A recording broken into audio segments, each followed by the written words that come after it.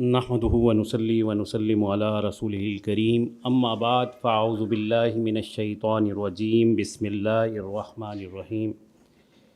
لائق صد احترام و تکریم پروفیسر ڈاکٹر عمیر محمود صدیقی صاحب دامت برکاتہم العالیہ، پروفیسر ڈاکٹر سہیل شفیق صاحب، علامہ عزیز بندگی فیصل عزیز بندگی صاحب دامت برکاتہم العالیہ، حاضرین محفل، السلام علیکم ورحمۃ اللہ وبرکاتہ۔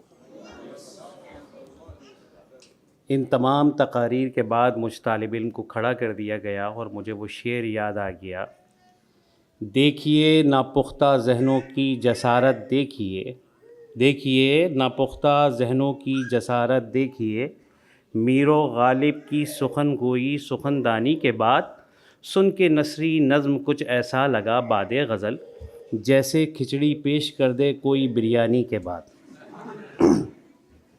چلیے، آپ کے چہروں پہ مسکراہٹ آ گئی۔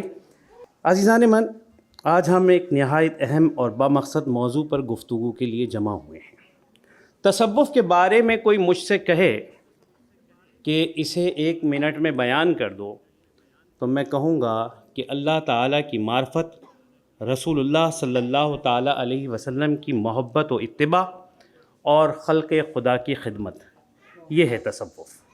تصوف اسلام کی روحانی روایت ہے جس کا مقصد انسان کو باطن کی پاکیزگی، قرب الہی اور اخلاقی و روحانی کمال تک پہنچانا ہے۔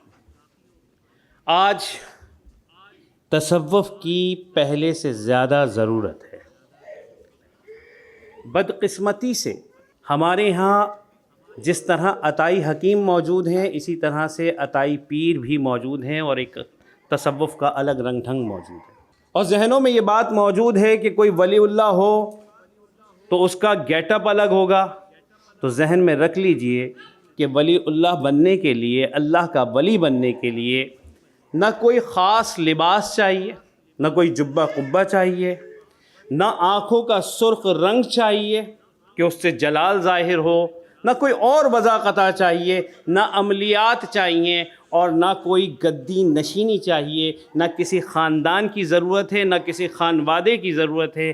ولایت کے لیے، اللہ کا ولی بننے کے لیے شریعت پر مکمل پابند ہونا چاہیے۔ شیخ عبد القادر جیلانی رضی اللہ تعالیٰ عنہ خود فرماتے ہیں کہ وہ وقت جب میں جنگلوں میں عبادت کر رہا تھا، ریاضت کر رہا تھا، ایک بات یہ سمجھ لیجئے، حضور شیخ عبد القادر جیلانی رضی اللہ تعالیٰ عنہ مادر ذات ولی ہیں، پیدائشی ولی ہیں، لیکن پھر بھی عبادت کا ذوق، شوق، ریاضت، جنتی ہے نا، لیکن پھر بھی دیکھیے ذوق، شوق، عبادت کیسا ہے، اور ہمارا حال کیا ہے۔ تو کہتے ہیں کہ میں مشغول تھا کہ اچانک میں نے دیکھا کہ آسمان پر ایک نور چمکا اور کہنے لگا، اے عبد القادر، میں تمہارا رب ہوں اور آج سے تمہارے اوپر ساری نمازیں معاف ہیں۔ شیخ عبد القادر جیلانی رضی اللہ تعالیٰ عنہ نے فرمایا، اگر نمازیں معاف ہونی ہوتی، کوئی سزا ہوتی، تو یہ سب سے نبی انبیاء اکرام پہ معاف ہوتی، نبی کریم علیہ السلام کے لیے معاف ہوتی۔ یہ تو تحفہ ہے۔ تو آپ نے پڑھا لا حول ولا قوۃ الا باللہ العلی العظیم، تو وہ شیطان، وہ نور غائب ہو گیا، اور وہ شیطان جو ہے وہ انسانی شکل میں سامنے آ گیا اور کہنے لگا، اے عبد القادر، تجھے آج تیرے علم نے بچا لیا۔ تو آپ نے فرمایا کہ اگر علم بچا لیتا تو تجھے بھی علم بچا لیتا، مجھے تو اللہ تعالیٰ کے فضل و کرم نے بچا لیا۔ تو آبا میں من، اب اس دور کے اندر آپ کسی کو آنکھ پہ چلتا ہوا دیکھیں، ہمارے یہاں 2 طرح کے لوگ آ گئے نا، ایک تو ہے اصل اور ایک ہے نقل۔ وہ کیا کہتے ہیں؟ لال پیلے کپڑے پہن لیے، مالائیں ڈال لی، 10 انگوٹھیاں، اور چلو میرا بھائی، اور ان سے پوچھو حضرت نماز کا ٹائم ہو گیا ہے، نماز پڑھ لیجئے، تو وہ پتہ کیا کہیں گے؟ نماز ہماری مدینے میں ہوتی ہے۔ اچھا حضرت، نماز مدینے میں ہوتی ہے اور کھانا کراچی کا اچھا لگتا ہے، کھانا کیوں نہیں مدینے کا اچھا لگتا آپ کو؟ تو جب ایسے لوگ ملیں جو شریعت اور طریقت کو الگ الگ بتا رہے ہوں تو آپ سمجھ جائیے کہ یہ 2 نمبر ہے۔ اور ایک بات سمجھ لیجئے بہت اچھے طریقے سے، کوئی شخص آپ کو آگ کے پاس یا آگ میں چلتا ہوا دکھائی دے اور اس کا آگ لباس نہ جلائے، پانی کے اوپر چلتا ہوا دکھائی دے اور پانی اس کو ڈبوئے نہیں، وہ پھونک مارے بیماریاں رفع ہو جائیں، الغرض جتنے عجائبات آپ اس سے دیکھ لیں، وہ جادو تو ہو سکتا ہے لیکن وہ ولی نہیں ہو سکتا۔ ولی کے لیے کیا شرط ہے؟ وہ شریعت کا پابند ہوگا۔ کہ ایک بزرگ کے پاس ایک شخص آیا اور آ کر اس نے خدمت کی، 3 سال بعد جانے لگا، پوچھا کیا وجہ ہے، کیوں جا رہے ہو؟ کہ لگا حضرت کوئی کرامت ہی نہیں دیکھی۔ کہا کیا کوئی کام خلاف شریعت دیکھا؟ کہا نہیں، خلاف شریعت تو کوئی کام میں نے نہیں دیکھا۔ کہا یہی سب سے بڑی کرامت ہے۔ عزیزان محترم، آج کا انسان 3 بحران سے گزر رہا ہے۔ ایک تو اخلاقی بحران ہے، چھوٹے کو بڑے کا لحاظ نہیں ہے، بڑے کو چھوٹے پہ شفقت نہیں ہے، ہم اثر بغض و حسد میں مبتلا ہے۔ روحانی بحران الگ ہے، تمام آسائشیں موجود ہیں لیکن سکون نہیں ہے۔ کیفیت کیا ہے کہ ایک سنگ میل عبور کرتے ہیں اور دوسرے سنگ میل کو عبور کرنے کے لیے چل پڑتے ہیں، منزل دکھائی نہیں دیتی۔ اور تیسرا ہے معاشرتی بحران کہ عدم برداشت کا عالم یہ ہے کہ ایک دوسرے کو برداشت نہیں کر پا رہے، چاہے آفس ہو، باہر ہو، معاشرہ ہو، مذہب ہو، مسجد ہو، جس سے ذرا سا کوئی اختلاف پایا، طبیعت کے خلاف کوئی بات پائی، اسے لیجئے دین اسلام سے فارغ کر دیجئے، جاؤ بھائی تم کافر ہو گئے، تم بد مذہب ہو گئے، تم گمراہ ہو گئے، تم بے دین ہو گئے۔ یہ حال ہے۔ یہ کیا ہے؟ یہ معاشرتی بحران ہے۔ اور ان تمام بحران سے نکلنے کا جو حل ہے وہ کہاں ہے؟ وہ تصوف کے اندر موجود ہے۔ لیکن یہ تصوف نکالے گا کیسے آپ کو ان بحرانوں سے؟ مجھے امام غزالی کا دور یاد آتا ہے۔ امام غزالی کو جامعہ نظامیہ کا وائس چانسلر بنایا گیا۔ یہ جامعہ نظامیہ ایسا نہیں ہے کہ آپ سمجھ رہے ہیں کوئی چندے والا مدرسہ ہے۔ نظام الملک طوسی نے سے قائم کیا اور اس کو وہ لک آفٹر کرتے تھے اور بڑی منت سماجت کے ساتھ لائے تھے امام غزالی کو۔ کچھ عرصے کے بعد امام غزالی کی طبیعت کے اندر ایک تلاطم برپا ہوا، اور ہر بڑے آدمی کے اندر یہ تلاطم برپا ہوتا ہے کہ بھائی درس و تدریس ہے، وہ چیز اندر سے جو روحانیت ہے وہ کہاں ہے؟ یہ جب چیز فکر پیدا ہوئی تو آپ نے وہاں سے ریزائن دیا، اور ریزائن دینے کے بعد آپ اپنے گاؤں توس چلے گئے۔ اور توس میں جانے کے بعد آپ نے کیا کیا؟ وہاں پہ قرآن مجید، ناظرہ قرآن مجید بچوں کو پڑھانے لگے۔ آپ کو شاید اس کی بات سمجھ نہ آئے کہ بچوں کو ناظرہ قرآن پڑھانا، تو جائیے کسی بھی جامعہ کے، ایک چھوٹی سی جامعہ ہو، اس کے شیخ الحدیث سے کہیے کل سے آپ نے ناظرہ قرآن مجید پڑھانا ہے۔ وہ جامعہ چھوڑ دے گا بھائی، ناظرہ قرآن نہیں پڑھائے گا۔ دوسرا کام امام غزالی نے یہ کیا کہ اپنے چھوٹے بھائی امام احمد غزالی کے ہاتھ پر بیعت ہو گئے۔ یہ دوسرا کام کیا۔ چھوٹے بھائی سے سیدھے منہ بات نہیں کرتا بڑا بھائی، اور یہاں بیعت ہونا، یہ کیا تھا؟ یہ اپنے نفس کو امام غزالی نے لگام دی، اور جب اس میں کمال حاصل کر لیا، واپس جامعہ نظامیہ کے جب آپ وی سی بنے تو آپ نے وہاں کیا سسٹم کیا؟ اس پورے سسٹم کو چینج کیا۔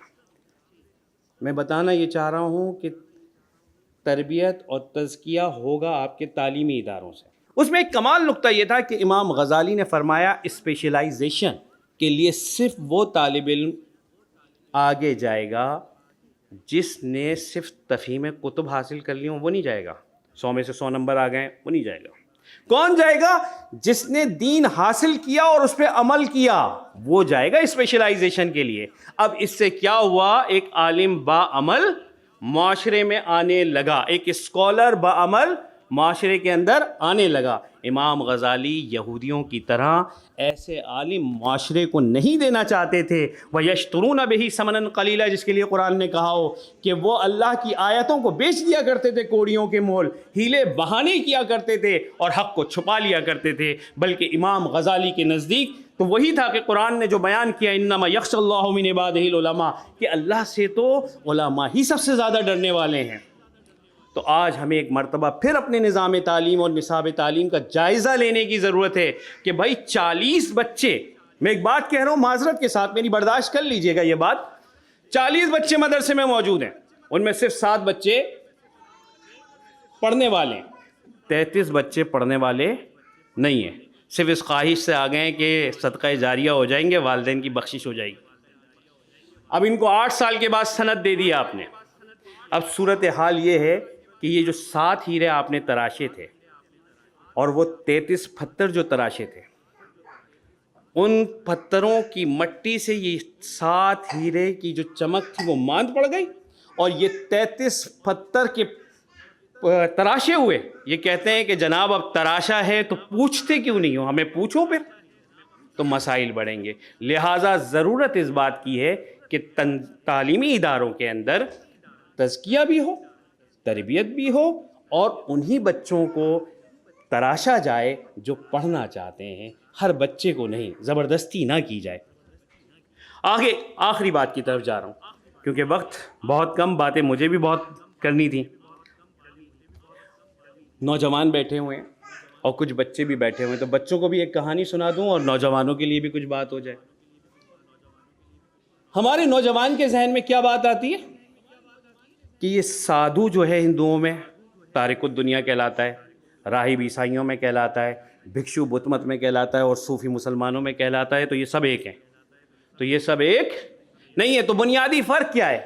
تو اس فرق کو سمجھنے کے لیے ایک چھوٹی سی کہانی سن لیں. ایک کسان جو ہے وہ کھیتی باڑی کر رہا تھا کہ اچانک اس کی نگاہ پڑی کہ سامنے جو ہے وہ شیر ہے، شیر کا منہ اس طرف ہے.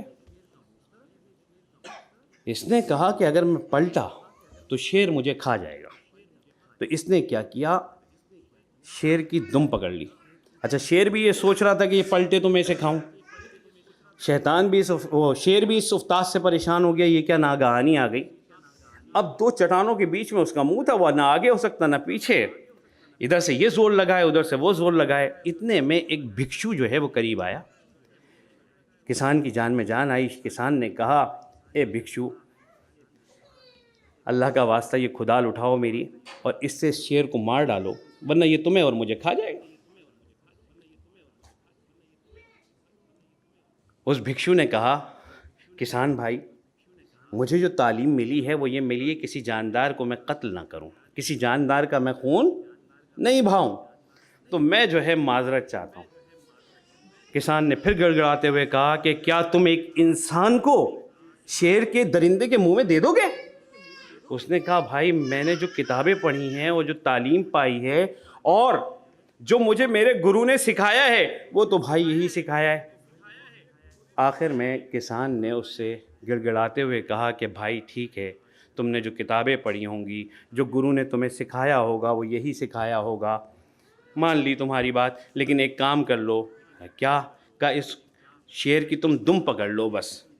کہا میں اسے کھدال سے مار دوں گا. کہاں یہ ہو سکتا ہے. اس نے دم پکڑ لی، یہ اس نے اٹھا، اس نے اپنا پسینہ کسان نے صاف کیا اور جانے لگا. تو بھکشو نے کہا، کہاں جا رہے ہو؟ مجھے بچاؤ اس شیر سے. تو اس نے کہا کسان نے کہ اے بدھ مت کے عظیم مبلغ، آج مجھے پتہ چلا، آج تک تو مجھے پتہ ہی نہیں چلی تھی ان تعلیمات سے، تو آج میں آشنا ہوا جو آپ نے مجھے دی. لہٰذا اب تم کسی کا انتظار کرو جو شخص آئے اور اسے یہ تعلیمات پتہ نہ ہو تو وہ تمہیں بچائے. اب ہمارا حال دیکھیے. میں صرف وہ بات بتانا چاہ رہا ہوں کہ ہمارا حال کیا ہے، کہ ہمارے ہاں لوگ کیا کہتے ہیں. ہماری تنظیمی پالیسی یہ نہیں ہے کہ ہم فلسطین کے مظلوم لوگوں کے لیے آواز اٹھائیں. ہمارے ادارے کی یہ پالیسی نہیں ہے. بھائی ہمارے پیر صاحب نہیں چاہتے. یہ آپ پورا خانقاہی نظام بر صغیر پاک و ہند کا اٹھا کے دیکھ لیجئے کہ کس نے آواز بلند کی ہے. لوگوں نے آواز اس طرح بلند نہیں کی جس طرح بلند کی تھی. یاد رکھیے گا کہ خلق خدا کی خدمت بھی تصوف کا حصہ ہے. اگر خلق خدا کی خدمت نہیں ہے تو وہ تصوف بھی نہیں ہے. اور یاد کر لیجئے گا کہ کفر کا یہ درندہ ان خانقاہوں کو بھی نہیں چھوڑے گا، اور ان لوگوں کو جنہوں نے ممبر پر بیٹھ کر ممبر کا حق ادا نہیں کیا انہیں بھی نہیں چھوڑے گا. تو عزیزان محترم، ضرورت اس بات کی ہے کہ تصوف کی تعلیم کو عام کیا جائے، اور ایسا عام کیا جائے جس میں تزکیہ بھی ہو، تربیت بھی ہو، اور ان تمام خرافات سے اپنے آپ کو بھی بچائیے، اپنی نسلوں کو بھی بچائیے. جھوٹی کرامات سنا کر ہمیں تعلیمات اولیاء اللہ سے دور کر دیا گیا. جھوٹی کرامات کا منکر نہیں، کرامات کا منکر، مطلق منکر کافر ہے. اگر کوئی شخص کرامت کا مطلق انکار کر دے تو کیا ہے؟ کافر۔ سیدنا سلیمان علیہ السلام کی امتی آصف برخیہ رضی اللہ تعالیٰ عنہ ملکہ بلقیس کا تخت پلک جھپکنے سے قبل لا کے سامنے رکھ دیتے ہیں۔ بنی اسرائیل کی ولیہ سیدہ مریم رضی اللہ تعالی عنہ کے سامنے جبریل امین بشری صورت میں آتے ہیں۔ غوث اعظم سے بھی فرشتوں کی ملاقات ہو سکتی ہے، یہ کوئی انوکھی بات نہیں ہے، قرآن بیان کر رہا ہے۔ اور جو تعلیمات ہیں حضور شیخ عبد القادر جیلانی رضی اللہ تعالیٰ عنہ کی، اس پر ہم سب کو عمل کرنے کی توفیق عطا فرمائے۔ وما علینا الا البلاغ المبین۔